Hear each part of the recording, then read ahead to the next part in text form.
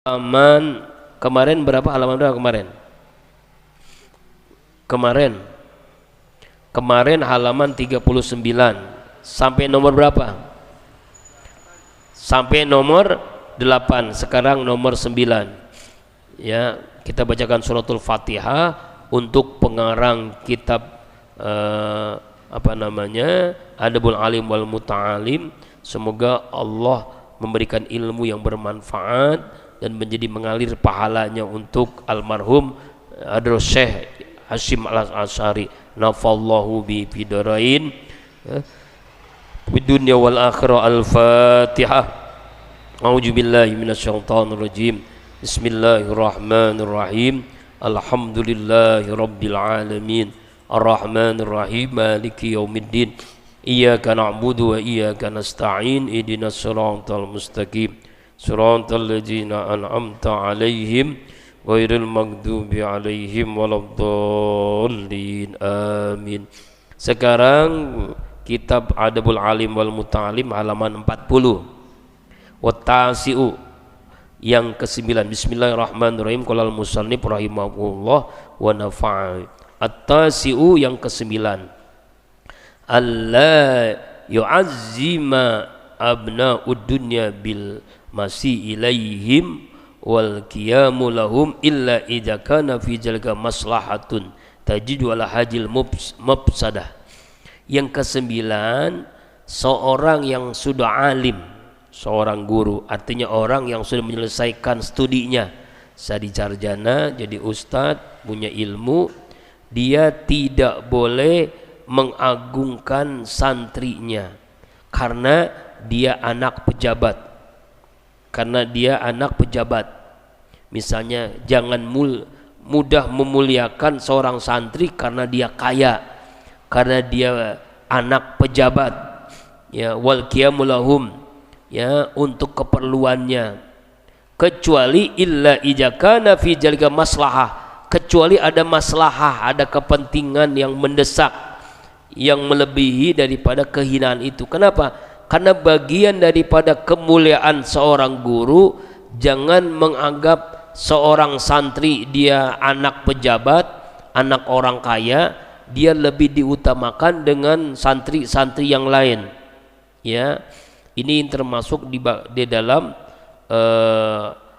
bagian daripada kewibawaan seorang guru, kewibawaan seorang alim, kewibawaan seorang yang sudah menyelesaikan studinya.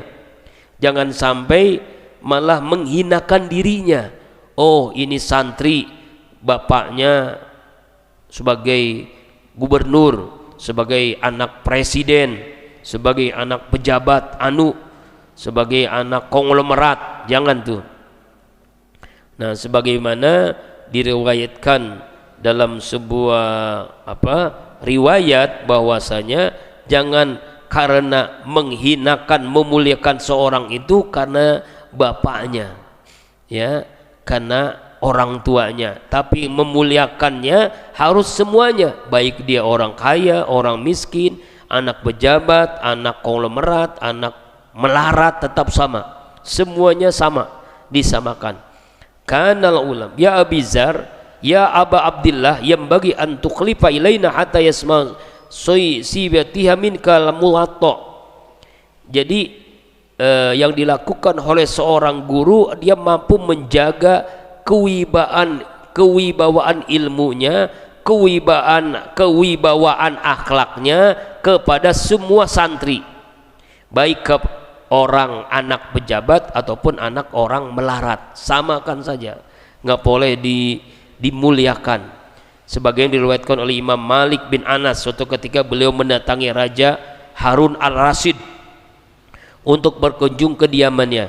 Kemudian Harun al-Rasyid berkata, "Hai Aba Abdullah, seharusnya engkau sering ke tempat tinggal kami, sehingga anak-anak kami mendengarkan kitab karanganmu." Imam Malik berkata, "Faqul ta'azzakallahu anna hajal ilma minka kharajun."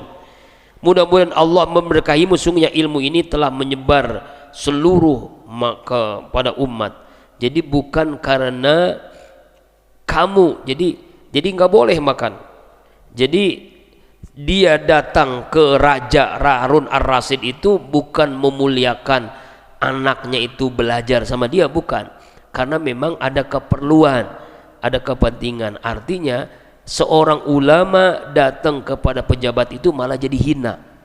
Yang bagus itu pejabat datang kepada ulama. Yang mulia itu adalah pejabat yang datang kepada ulama. Jangan sampai seorang ulama datang kepada pejabat, karena itu menghinakan dirinya, menghinakan ilmu yang dimilikinya. Nah itu ungkapan Imam Zuhri. Maka sebuah kehinaan bagi seorang ulama adalah bahwa dia orang alim datang ke rumah pejabat, datang ke orang kaya, minta duit lah, minta apa lah, minta dunia lah.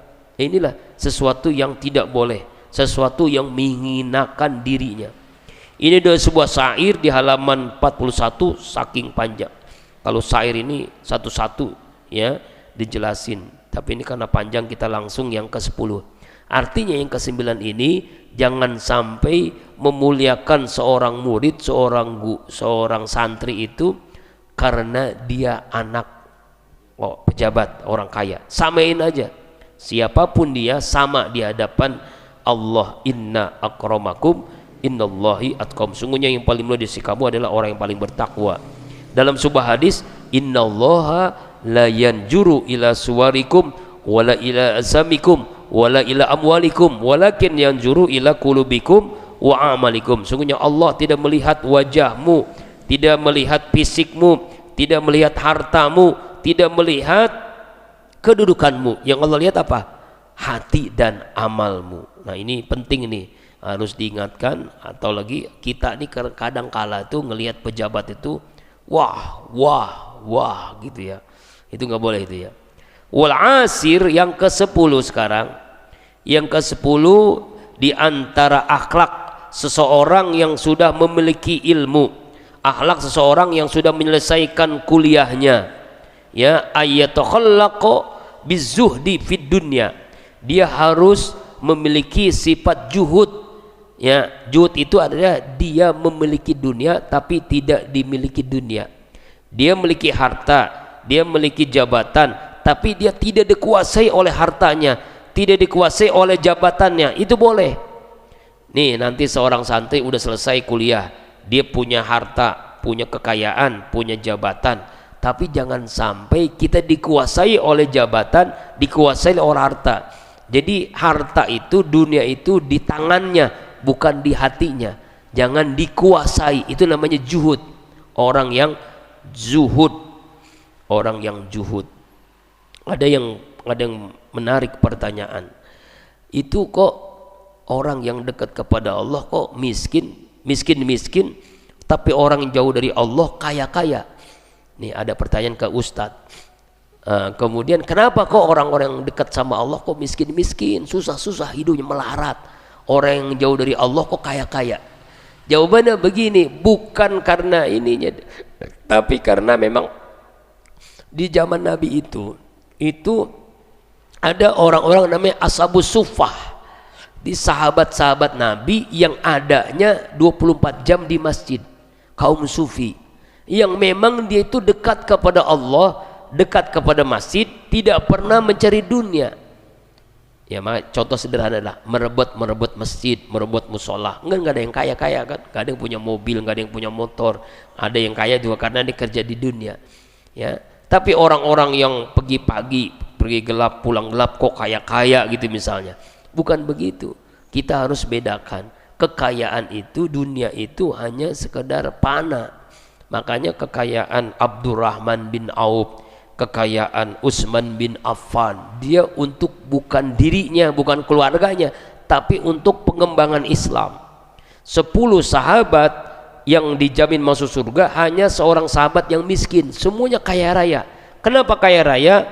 Karena bisnisnya, karena usahanya yang membuat dia kaya raya, tetapi bukan untuk dirinya.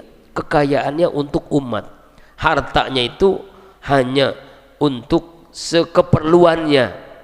Itulah para sahabat Rasulullah SAW. Makanya seorang yang sudah belajar menuntut ilmu, dia italaqa bil zuhdi, harus memiliki sifat juhud di dalam dunia.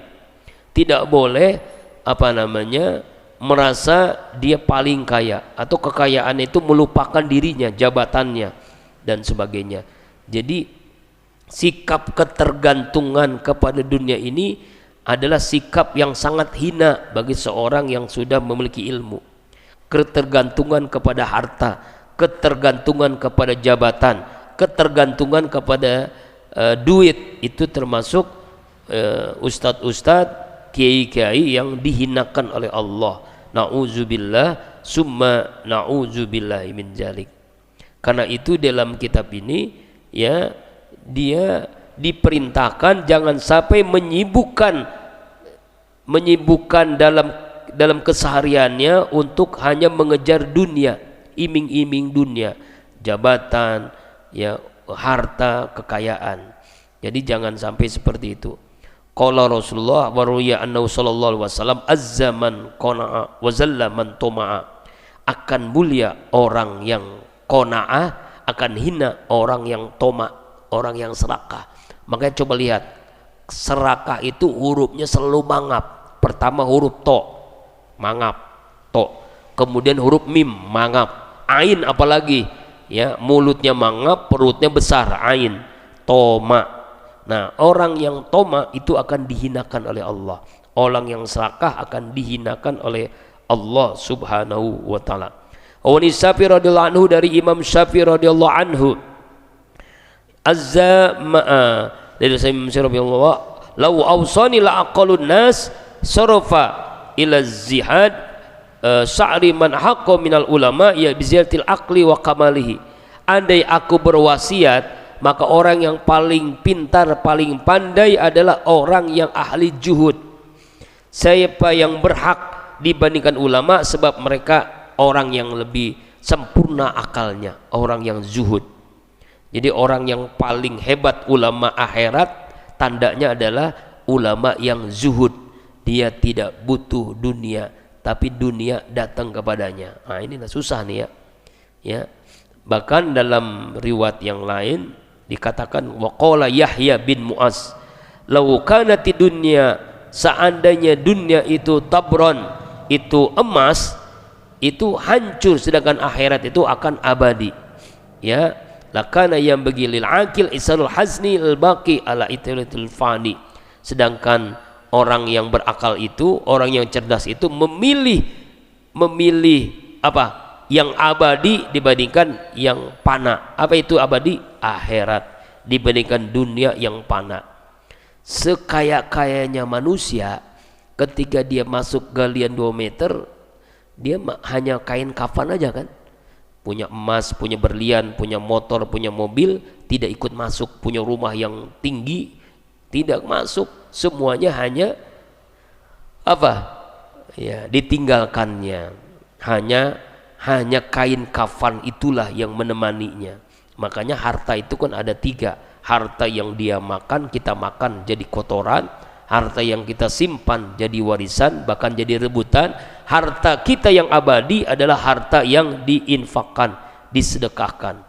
Jadi seorang guru, seorang yang sudah belajarnya selesai, ya, dia yang ke-10 ini dia memiliki sifat juhud. Dia memiliki dunia tapi tidak dimiliki oleh dunia. Wal hadi asara, yang ke-11. Yang ke-11 ayata ba'adaan danil maqasib wa zidlatiha tab'an. Ya, yang ke-11, seorang guru, seorang yang sudah belajar ilmu, ayyubaida an dinil maqasibi wa zidiyatiha tab'an. Seorang guru seharusnya menjauhi segala bentuk mencarian yang rendah, yang hina, untuk akal yang sehat, profesinya yang tidak pantas ya dalam syariat Islam. Jadi tidak boleh seorang guru, seorang yang sudah belajar ilmu itu profesinya profesi yang tidak pantas. Ya, tidak pantas itu adalah tidak pantas dalam mencari dunia, misalnya rentenir, apalagi itu menjual narkoba, apalagi ya, apa, miras santika atau apalah, pokoknya sesuatu yang menghinakan dirinya, yang pasti. Jangankan seorang ustadz, seorang guru, orang yang biasa aja dihinakan oleh Allah. Thalabul halal jihad, mencari rezeki yang halal itu jihad. Jadi jangan anggap remeh orang yang pakaiannya kumal karena kerjanya bertemu dengan sampah terus, mengutin sampah, buang sampah, bau. Tapi itu justru lebih mulia daripada orang yang berdasi, pakaiannya bagus, jas bagus, dari kantor yang ber-AC, tapi dia korupsi, makan harta rakyat, dia sering berbohong, dia menipu. Sama aja dihinakan oleh Allah Subhanahu wa ta'ala. Hina itu bukan masalah duitnya banyak, hina itu ketika mencari rezeki yang haram, Allah hinakan. Ya, thalabul halal jihad, mencari rezeki yang halal itu adalah bentuk jihad fi sabilillah. Jadi halaman 41 dan 42 di dalam kitab ini, kita jangan sampai hina seorang santri pelajar nanti sudah selesai kuliah sarjana mencari rezekinya yang hina, cari rezeki yang halal. Ya, profesi yang paling terbaik kalau dalam kita ta'lim itu adalah petani. Setelah petani, pedagang. Setelah pedagang, apalah profesi yang lain, guru, ngajar. Nah itu profesi terbaik itu petani. Ternyata petani itu karena dia tawakal kepada Allah, kuat dia mencari rezekinya dengan bertani, dia tawakal kepada Allah Subhanahu wa ta'ala. Kemudian yang berikutnya wasani asara, yang ke-12, wasani asara, halaman 42. Ya, ayastaniba mawadi'a ilaihim wa in ba'udat wa la yaf'ala syai'an yatadammanu naqasa maru'atin wa ma yastankarahu zahiran wa in kana zaizan batinan. Jadi seorang guru, seorang yang sudah belajar ilmu harus menghindari tempat-tempat, ya, tempat-tempat yang membuat orang itu suuzon kepada orang lain. Ya, tidak boleh berteman dengan mengurangi harga dirinya secara lahiriah, walaupun itu boleh. Contohnya beginilah, ini orang ini seorang yang sudah belajar tapi seringnya ke diskotik misalnya, seringnya ke tempat-tempat pelacur, walaupun dia tidak melakukan, dia tidak minum minuman keras, dia tidak bergaul dengan pelacur, tidak berzina, tetapi tempat itu mempengaruhi sikap.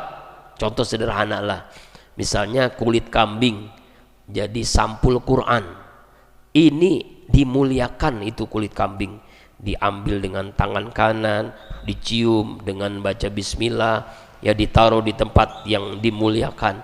Ketika kulit kambing bergaul dengan kayu, dia dipukul terus, zuhur dipukul, asar dipukul, maghrib dipukul, isya dipukul, subuh dipukul, apalagi kalau malam takbiran, habis itu kulit kambing, jadi beduk, pada bolong. Kenapa? Karena salah gaulnya. Itu maksudnya seorang santri, seorang yang sudah belajar harus menghindari tempat-tempat yang mempengaruhi kehidupannya, sehingga akhirnya dia terpengaruh. Walaupun awalnya dia boleh saja dong bergaul dengan siapapun, boleh, silakan.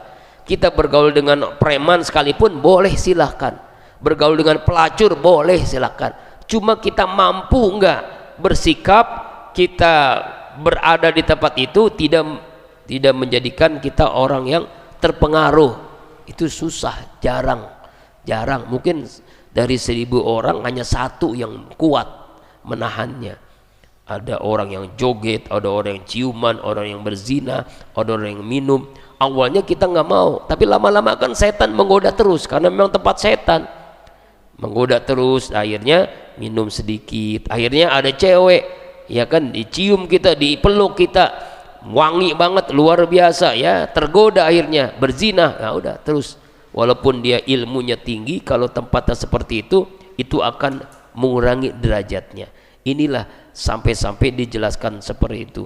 Bahkan dalam kitab ini, ya apa namanya, inna syaitana, dia mengutip sebuah hadis Rasulullah SAW bahwa setan itu kan mengalir di aliran darah kita, ya.